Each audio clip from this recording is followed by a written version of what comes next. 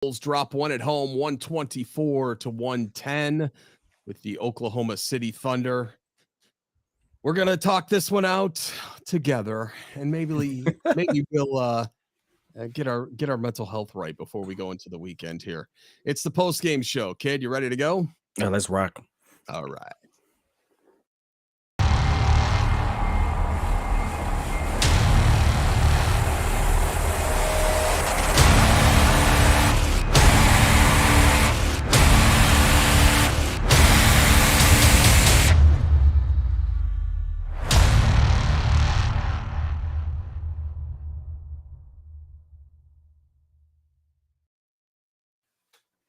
It is the Windy City Breeze post-game show. Remember to like and subscribe to this channel. Like the video.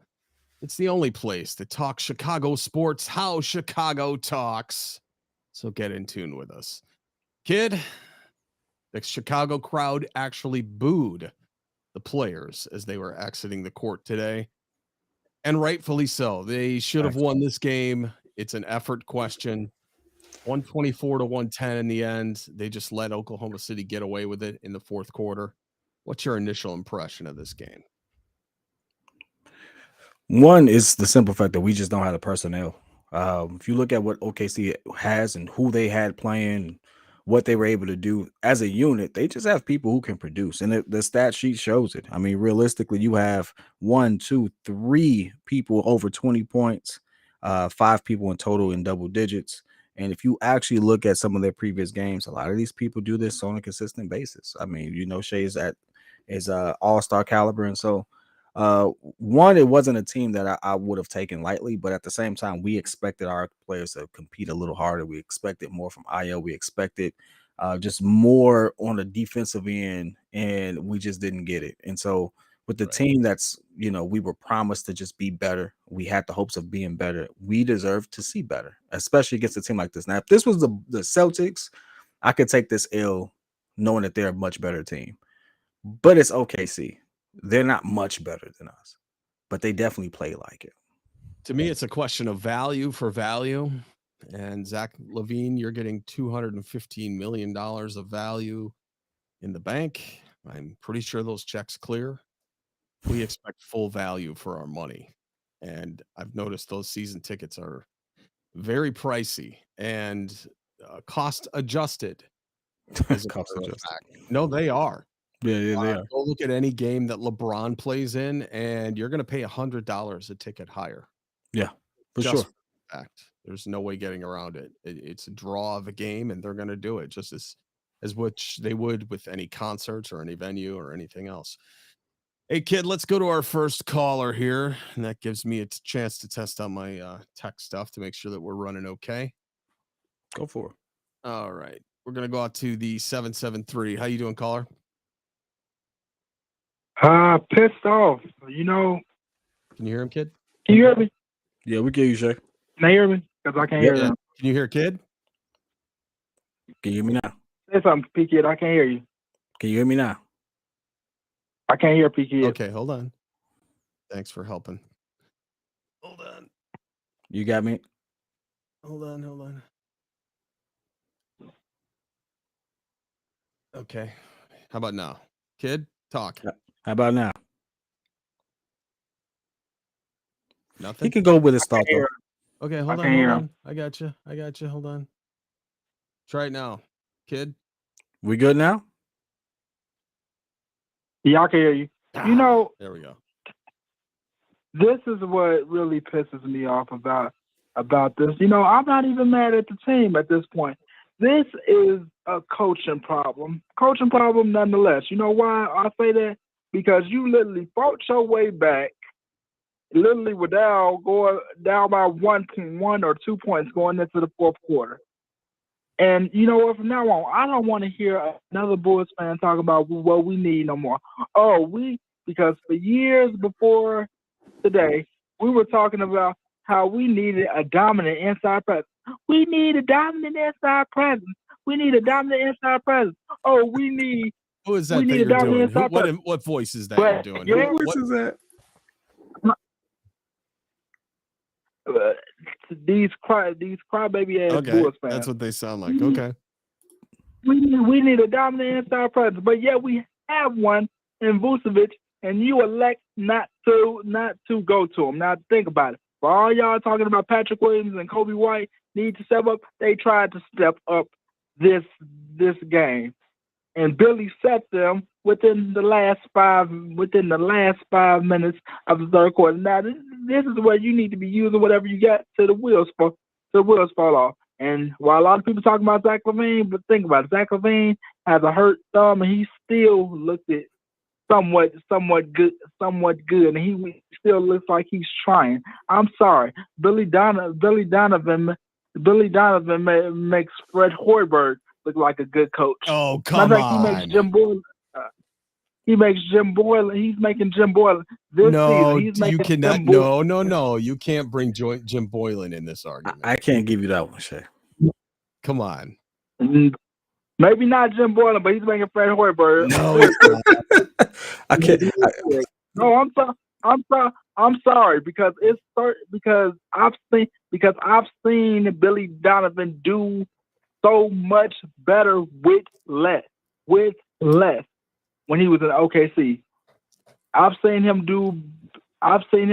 Yeah, but so what choice much did he have? better with less with that last year that he was in OKC. What choice did he have? Tell me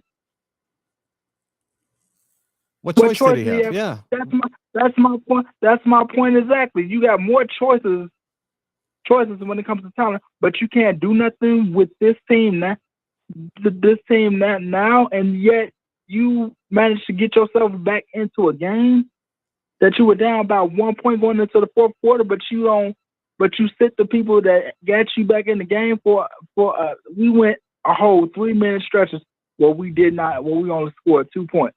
And I'm sorry, I was boosted in this game, bro. Let me ask you this: who were the players that got us back in the game? Who were the players that got us back in the game? I don't know. Patrick Williams, Kobe White scored some. Alex Caruso even gave you 11 points. And Vucevic was giving you some points. I'm saying at the beginning of the game, you should have been throwing that ball into the low post. They were at the beginning of the game. Not really. I'm sorry. You got to run the ball. You got to run the ball through Vooch. Next to DeMar, he's our best passer. No disrespect to Zach LaVine, but you got to throw the ball. You got to let the offense run through him because everybody knows that DeMar DeRozan is out. And Patrick and Zach LaVine is going to be the main primary focus. I agree with you I agree with your sentiment that hey, something's wrong, something needs to be adjusted. I don't know if we saw the same game. The initial comeback I saw was Dragic, DJJ, Kobe, Vooch. P. Will wasn't on the floor for that stretch. That's what I'm talking about. That's what I'm talking about. You have to look at it. The lineup, the one thing about basketball is a game of adjustments. OKC gets paid to play too. They adjusted. Right. They played several different defensive schemes to actually, command the lead and get back. And so they went from a 2-3, they switched to a 3-2, which was really effective. They played a little man. It was really slight, but then it went back to a zone. And those different looks allowed them to, one, jam up Vooch a lot when he would get the ball in a post because they would run that double on the backside, which is why you heard Pat a lot of times saying, don't try to force it down there. It worked a little bit, but you couldn't do that consistently because that's what they did it for. They ran that 3-2, and they were just really focusing on that middle. And so that's also why when you saw Zach LaVine drive to the cup, he would be driving into 3 bodies. What do we pay Billy Donovan for? He make adjustments. Again, I've seen him do much better with less. That last year in OKC, that team of Shea Gilgeous-Alexander and Chris Paul, they were basically the only talented people on that team. Lugan Dort wasn't the player that he is now. Think about it, man. Think about it, my dude. Let's just be honest. You look at their lineup and you look at ours. Outside of our top 3 players, they're a better team. You have to look at that and like not take that for granted. Like we don't have like how many players on our team does what Lou Dort does? Not named Zach, not named DeMar, not named Vooch. Lou Dort isn't really a shot creator. That's more Shea Gilgeous-Alexander. You know what I'm saying? He's not really a shot. I just saw Lou Dort put his head down, get to the bucket consistently. Yeah. And I've always seen Lou Dort get to the bucket consistently. I mean, That's his game. I'm gonna hit you with this 1-2. I'm gonna drive left, cut back right. I'm going to the cup. That's his game. How many players do we have that have giddy ability outside of our top 3? Who has How many pure shooters do we have on our team? I don't even know who that Lidzy Waters dude was, but that dude was stroking it today. Pause. Like you got to put things into perspective. Like from their supporting cast and their bench play, they have people step up. Yeah, but at the same time, though, you got to think about it. On the defensive end, we should have been a whole lot better. One thing I've always heard to say, like, yeah, good offense sometimes be good defense, but at the end of the day, if you come in and do what you're supposed to early on, you wouldn't even need to worry about this problem. You know what I'm saying? You do what you're supposed to do early on, you gonna get what you're supposed to get. In this game should have been a win. Even the fact that you came back and you were down by 1 point. It shouldn't take you going up by a 10-point lead for Billy Donovan to make changes, man. You can't. Yeah, but they make changes too. They make changes too. We will agree to disagree on certain things, but at the end of the day, we both took an L as Bull fans. So indeed, Shay, thanks for calling in, bro. Have a great weekend. Peace. All right. Take care. Peace. You know, and kid, I think he's right in some sense. It is a coaching thing, but it's also a player thing more than anything. Yeah, I think that's the part that we oftentimes overlook. Coaching does matter, but players still have to perform. This often the game of basketball gets compared to chess, but the player in chess controls everything, even how those things move, even how the pieces move. You don't do that in basketball. That's not how that works. And so I just would just like people to do one or two things. One, just acknowledge the fact that OKC, they've been in this rebuild mode for a while. They got like 31 picks between now and 2029, but they got talent. Yep. Hey, kid, the phone lines are lit up like a telethon around here. So do your thing, man. We can fly through them. Let's get to the next caller in the 262. What's going on, caller? Yeah, I watched the Bulls for a long time, and I look up and down the roster, and I see a lot of potential. I think the biggest thing with this team this year especially has just been the injuries. Zach coming back from the injury. Obviously, we haven't had Lonzo. You know, there was a time when, you know, some bench guys were out. You know, now DeMar's out. It's just been constant injuries. And we've seen with less bench talent last year that this team can win ball games. And we've seen it this year that they can win, you know, against the better teams. It's the teams like OKC and Atlanta and Orlando that we're not beating this year. Yeah, but you got to consider something, man. Any NBA team can beat any NBA team. There are stars on every single team. That's just the way it is. Yeah. It's not like the days of 10 years ago, 20 years ago, where they just had one decent guy and then a bunch of no names. The talent pool in the NBA is amazing. I mean, the guys that come in, the guys that come in number 30, their game may just be half a tick behind somebody that's picked number 1. And we've seen that time and time again. Look at our number 4 pick and how timid he is. And that's something that I just don't know, what we can do about, besides get him a mental health coach. I don't know. You're wrong for that. One thing that I've noticed that it seems like the Bulls need this year, and even going, you want to go back to last year, is they need a forward that can play defense and grab rebounds, because, I mean, DeMar's kind of small for his position. Yeah.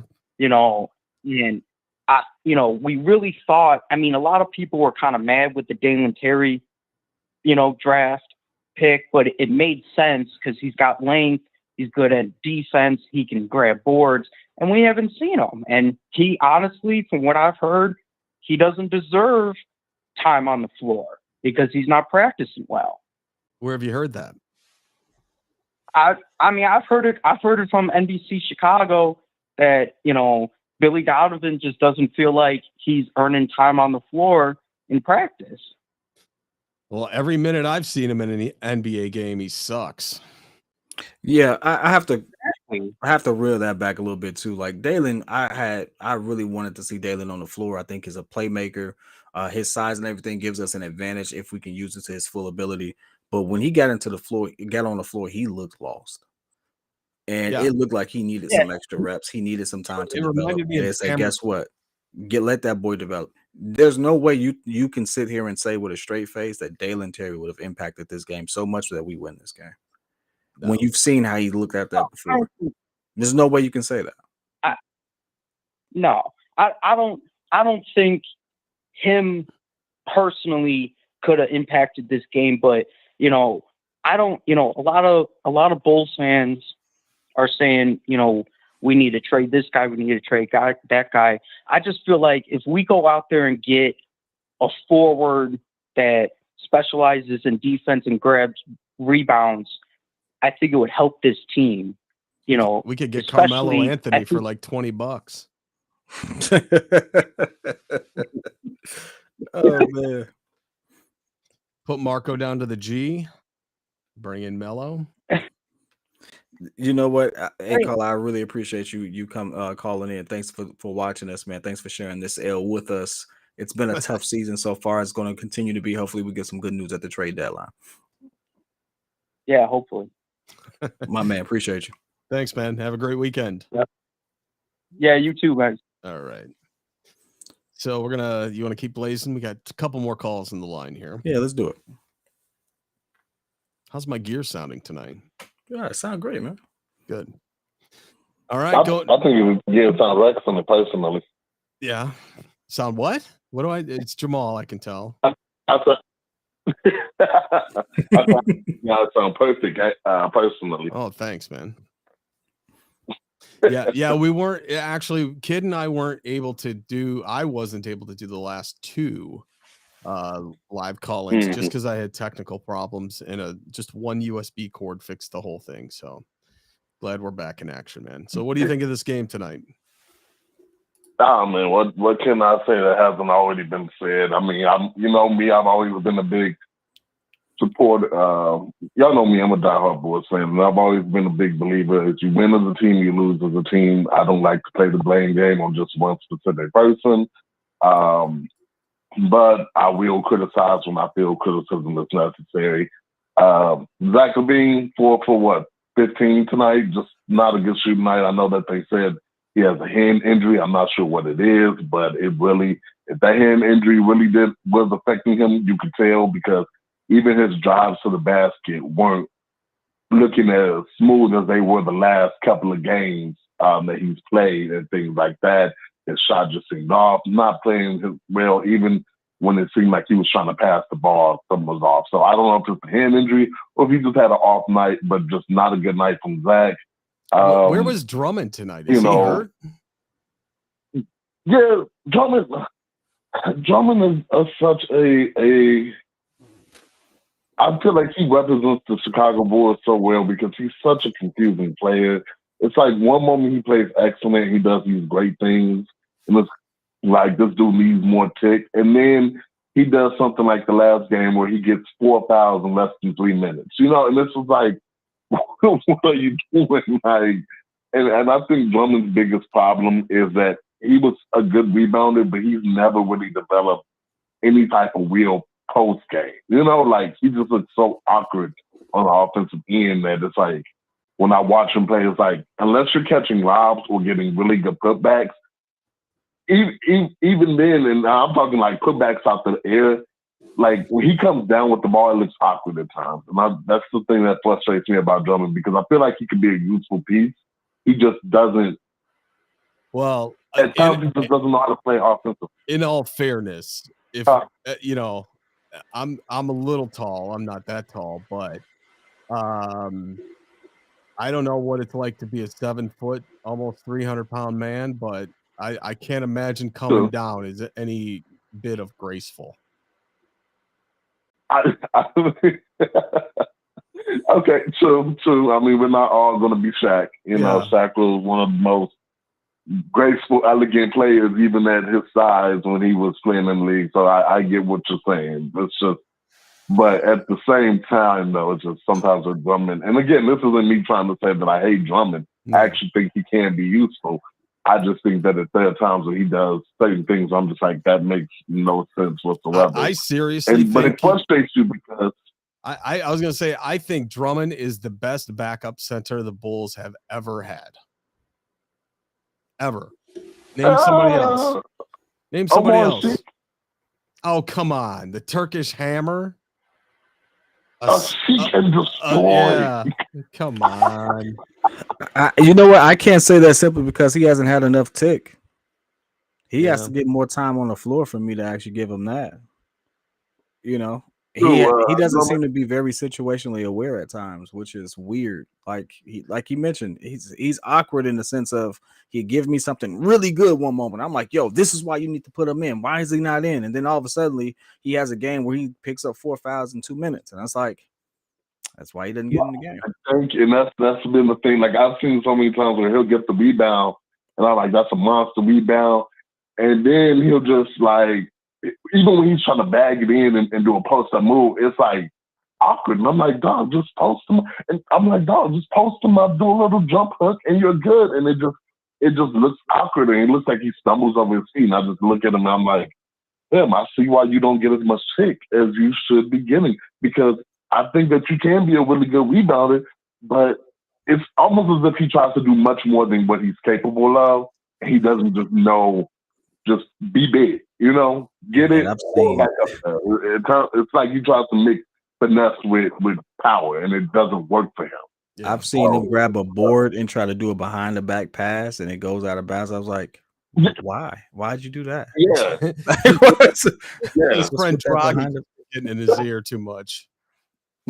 So hey man, I appreciate you calling in. I don't know, but if I can say a few more things, just one more thing before I go. All right, thanks. I kind of agree with Shay real quick. I don't think that Billy should have took Patrick Williams out in that fourth quarter. I know that DJJ was playing really good, but I would have found a way to get Patrick back in there, especially during those last 5 minutes.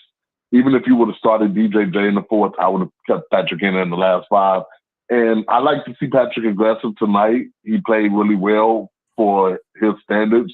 I would have loved to see him stay more aggressive, but it is what it is. And so just a tough L. Hopefully we can bounce back and play better in the next upcoming games. But I don't know. We got to get some things together. But I know y'all got other calls, so I'm going to let y'all out. All right, man. Have a great weekend. Thank you for calling in. Appreciate you. As a caveat, can I add this one thing to calm everyone's nerves as to why DJJ was in over P. Will? All right. You know how many blocks DJJ had today? I had it up. Hold on. It's okay. I got you. He had 3. Yeah. At the time did you know that when they made some of their key runs to get back in the game, DJJ was on the floor? It's true. I mentioned it earlier. I didn't know exactly if I mentioned him or not, but P. Will wasn't on the floor in some of those comebacks, and DJJ was there running, playing defense, stuff like that. I'm not saying that P. Will didn't, but I'm just saying there's a rhyme and reason to it. And so I like that comment, Kevin. Ball movement is the issue. I kind of agree. Ball movement is the issue, but I also want to say this. It's okay for us to also, as Pat likes to say, give smoke appropriately to those who we need to give smoke appropriately to. I don't care what the stat sheet says. Alex Caruso looked like trash today. He does. This season is not a good one for Alex Caruso. It's just Alex didn't look good at all. No, he doesn't look like the player that he should be. Ayo didn't look good at all. No. All right, we're going to go to the 716, I think for the first time this year. Hey, how you doing, caller? Hey, what's going on, man? What's up, P-Kid? This is Josh here, man. Oh, what's going on, Josh? What's going on? Congratulations again, my boy. What's that, man? Man, thanks a lot, brother. Thanks a lot, man. It's a bit of a downer because my boy's lost, man, but it's all good. It's all good. Yeah, what do you think the main culprit is? Interesting perspective. Okay, go ahead. Give it to us. All right, so if you look historically at really good championship contending, at least teams, they always had a defensive guy or a scrapper, as somebody put in the chat. You know, a guy who was maybe the heartbeat, the emotional sort of motivator. Give me some examples. Give me some examples of previous Bulls that fit that role. Well, I'm not saying Bulls. I'm just saying previous. Okay. Well, who do you got? But I could tell you somebody like Joakim Noah. Okay. Was that guy for the Thibodeau Bulls? Yeah. You look at Draymond Green for the Golden State Warriors. Yep. Bobby Portis. Bobby Portis. There you go for the Milwaukee Bucks.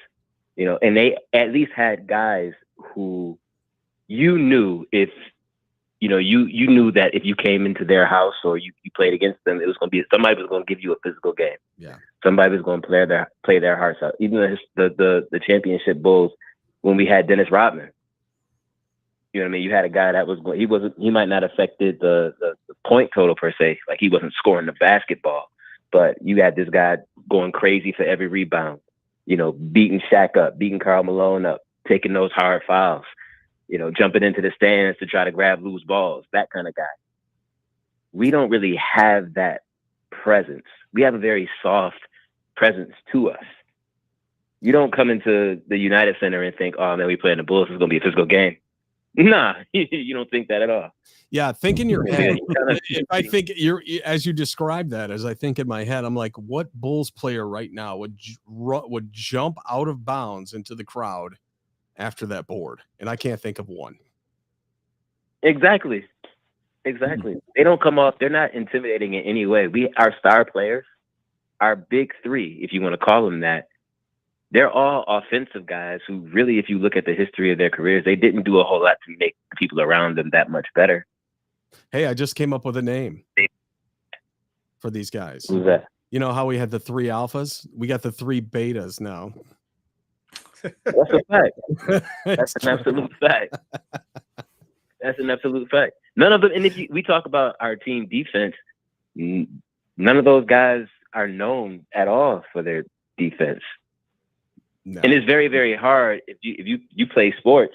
It's very, very hard to get the rest of your team motivated to play defense when the best players on the team don't try extra hard on that end. DeMar barely tries. I think I've seen him play good defense for like a couple of possessions in like one game this whole season. Yeah, and with the playback TV, and shout out to playback TV, and if you guys aren't taking advantage of that, that's the way to go. In terms of watching the game, you can watch the actual game and hear the live call with P. Kid and Pat. But the unfortunate thing is I'm stuck hearing Stacey King again because I usually tune into NBA TV and listen to the opponent stream because I want to hear them talk about the other players, on that team because I don't get that perspective. Right. certainly don't get that with the Bulls broadcast. Mhm. But Stacey King is like, every time a guy is actually on our team is actually guarding an opponent, he's like, oh, look at him on defense. He's just digging in. Are you kidding me? This is like how you play defense. You're again, you know what? 3 betas, the participation trophy. That's what Stacey's trying to give them. The participation trophy. Right. Here you go, DeMar. Good job on blocking out one guy. Great. I thought that was a really good take, man. Just thinking about it, it's like, no, we really don't have that gritty player. I would have to, slightly disagree on, at least Zach's effort on defense. He's improved this season. He's in a prove it type of mode. I think he's trying a little too hard at times, but I kind of appreciate that effort. Because what was it, a month ago? I was like, hey, where's Zach at? Why is he not being aggressive? Why is he not, trying to take certain things? And now I see him, so I can't kill him. I can't kill him for trying to make a move. My favorite player of all time is Kobe Bryant. I've seen Kobe go 5 of 19 plenty of times, right? So I'm not going to sit there and kill him on this. But I do agree with you that there's a different level of edge and tenacity that our previous teams have played with that is missing here. And how we get that back is a really, really good question. Yeah, that's a really good way to put it, man. It's Jasir, right? I'm saying that right? The bad thing is too Jasir, brother. Gotcha.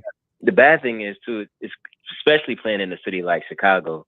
No lie, I mean, I'm from Buffalo, but I have family in Chicago, and Chicago was where, like, I thought I could play basketball, but when I went to go visit my cousins in Chicago, that's when I really learned how to play basketball. And watching the Bulls play, it's like, that's not Chicago basketball. Yeah, not at all. I remember my first elbow to the face on the courts. Yep, absolutely. All right, hey man, thanks for calling in. Have a great weekend. Hope have a good one, man. Appreciate all you do. Shout out to all those at your station, man, and congrats again. Man, I appreciate you, brother, man. Much love.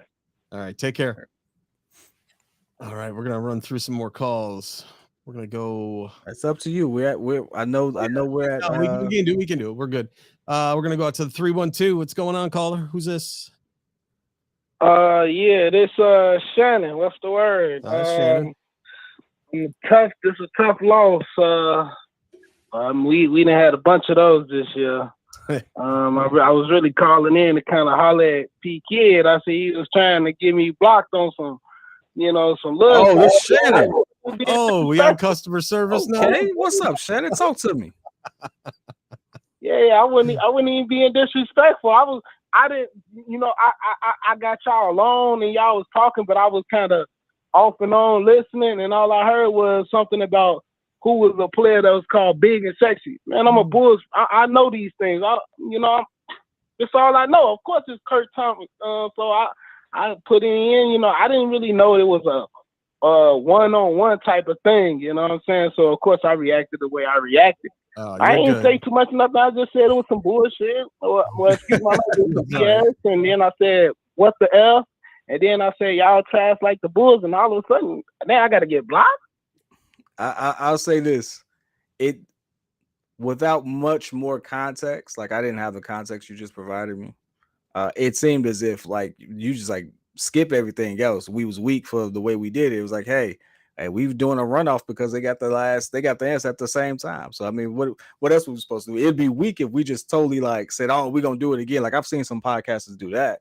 Like someone wins a contest, 2 people get in at the same time. They're like, "Okay, we got to run a whole different one again." It's like, no, let them have a moment. So I say this as adults, man. If I misunderstood your situation, my bad.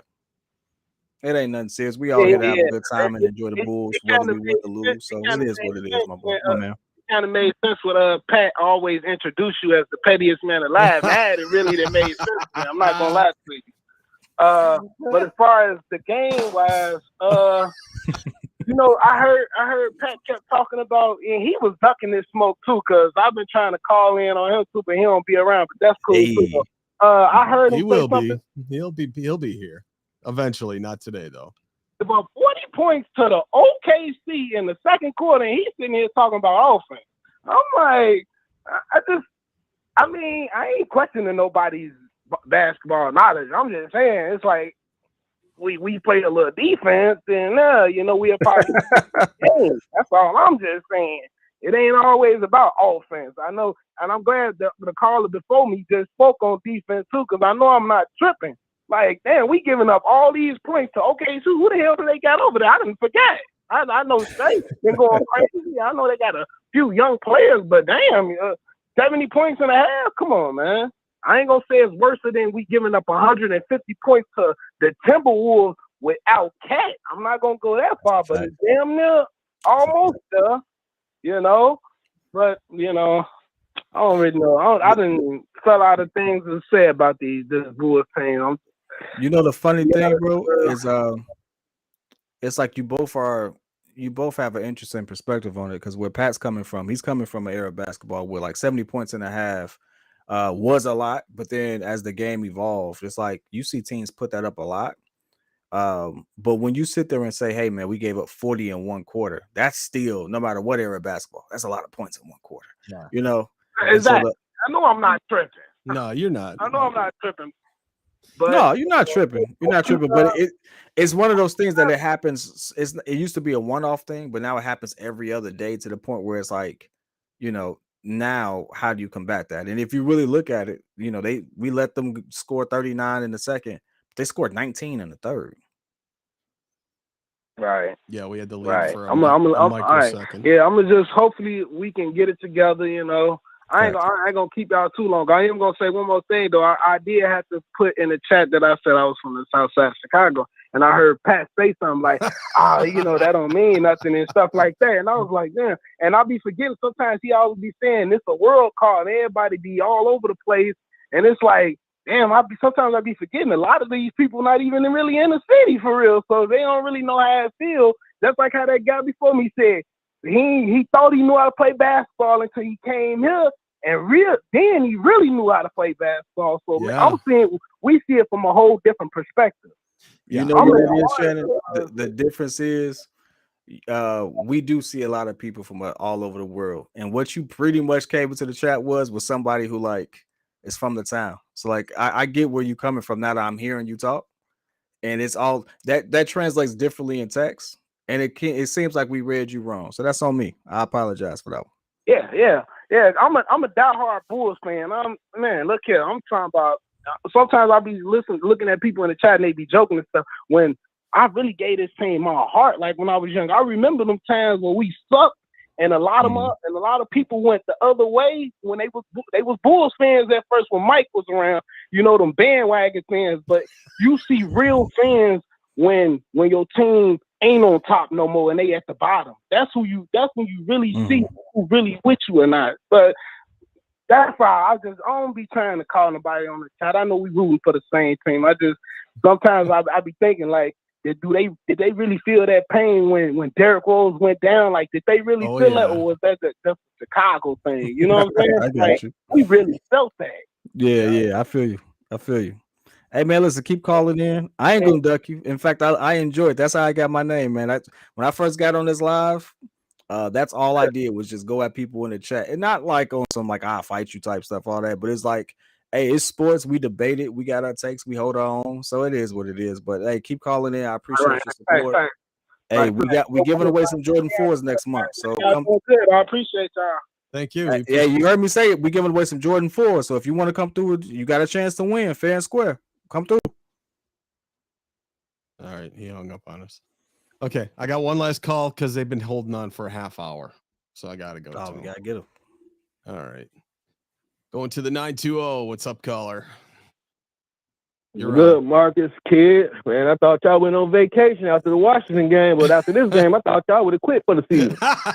Oh man, we should have, shouldn't we?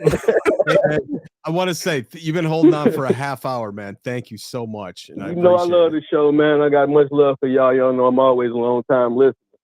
But I do got to address some of the callers and hopefully they'll understand.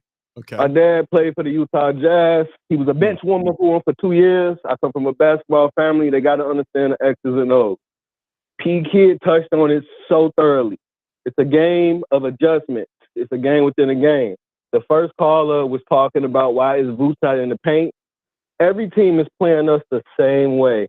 They're running either a 2-3 zone, or when there's a non-shooter on the court like Alex Caruso, they basically playing free safety off that man, daring them to shoot. So he cannot get in the paint unless he's in a restricted area to just go up on above somebody. It's hard for Vooch. Vooch has been A1. He's been kicking out to the open shooter. The problem is nobody's knocking them down consistently so that man can get a one-on-one. And then I heard another guy touch on talent. I'm going to give him this. The Brooklyn Nets had James Harden, Kyrie, KD. That's probably the greatest talent ever assembled on one team. But talent does not beat fit. The guys on this roster do not fit or complement each one's game. We need some shooters. We need some down low help. I do feel the caller when he said Billy Donovan does have some blame because Andre Drummond would have feasted this game. Even though he has the dumbest IQ of a big man I have ever seen, that man would have had the best mismatch of the game. That boy, Billy Donovan, does not exploit mismatches. And then I heard another guy say T. Will wasn't in the game. Kid touched on that again. The reason why he wasn't in the game, he was missing his backside rotation. DJ was always at point. That's why he had 3 blocks. He was on point tonight on his backside rotation. He doesn't have that experience. Even though he had a great offensive night, he does not have that experience. He kept missing his rotation. The only thing I can say, Billy Donovan, he didn't play Drummond when he did. But when he took Io out, because Io don't have the experience, he should have put Dragic in. He's the best passer. Our best runs came when Dragic was at the point because he would not allow Zach LaVine with a sore thumb to keep shooting it. He would have called for the ball and ran a set. You know what I mean? And then I got to touch on another guy who said that we don't have that grit and grimy guy, that Draymond Green, that Rodman. Defense is not our problem. We have shut down teams for stretches of 4 minutes. Offense is our problem. Who is that knockdown shooter so Vooch can get his one-on-one? People keep forgetting that Vooch in his Magic days had 3 shooters and Aaron Gordon, who can slash when you double team. Nobody's cutting. They're just waiting and being stagnant. We have no veterans that's on to tell these guys, hey, you need to do this. You need to do that. So, I got to go in on these callers because, man, I don't know what they seeing. They got to go by the X and O's. It's a game of adjustments. We can't keep going off what the Bulls not doing. We got to ask what our team's doing to shut us down. 3-2 zone, shade off any shooter, non-shooter.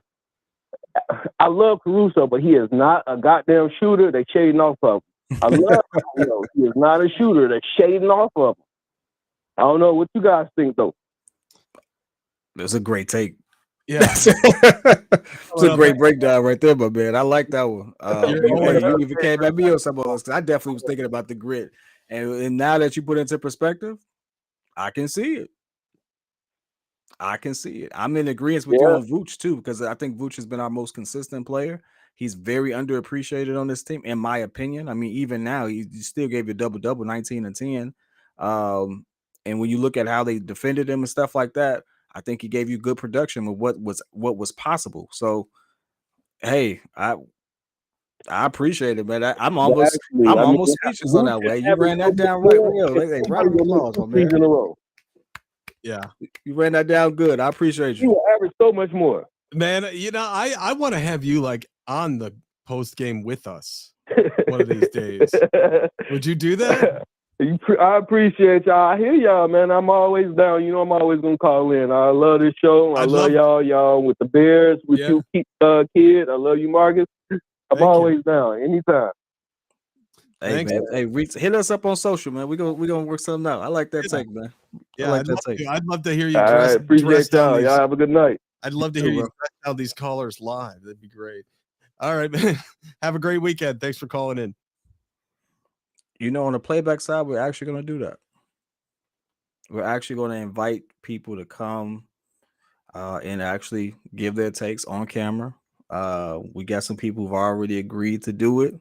Obviously, we want to beta test it. We want to have a control group and make sure that we, see how things work out. But yeah, we're not gonna duck anybody. If you all want to actually get on screen with us, chop it up, debate it out. That opportunity is coming real soon. Nice. I can't wait for that. Hey man, this was a good show. Yeah. This was a good post game. A lot of hot takes from a lot of different people and a lot of different perspectives. We've seen blame on Billy Donovan. We've seen blame on P. Will. We've seen blame on Andre Drummond. So, and Zach LaVine and DeMar. So the callers are varied in their take and their Everybody opinion, got smoked. but everybody's got something. Man, it's been a pleasure. We got the Golden State Warriors this Sunday. That game's at 2:30. You will see us then. Hopefully, we have another a game where Zach shows out. We can get a dub. Although the Warriors are coming off a very nice, I think they just beat the Spurs by 40. I think there was 150 to 110, something like that. Somebody correct me if I'm wrong. So hey, listen, I am going to reserve my judgment on that. The exact score on that game was 144 to 113. And no, Steph Curry did not have 50,000 points. In fact, it was a balanced attack from everyone. In fact, they had 1, 2, 3, 4, 5, 6, 7, 8 people in double digits. Jeez. God dang. We're dead. Okay. All right. Listen, looking forward to that one. Man, you got anything else for Marcus? No, I want to say thanks to everybody who has tuned in, and I want to remind you to like this video and subscribe to the channel. The Windy City Breeze is the only place that talks Chicago sports, how Chicago talks. So get in tune with us. Until next time, for P. Kid, I'm Marcus Couch. Take care, everybody. Go Bulls. Peace.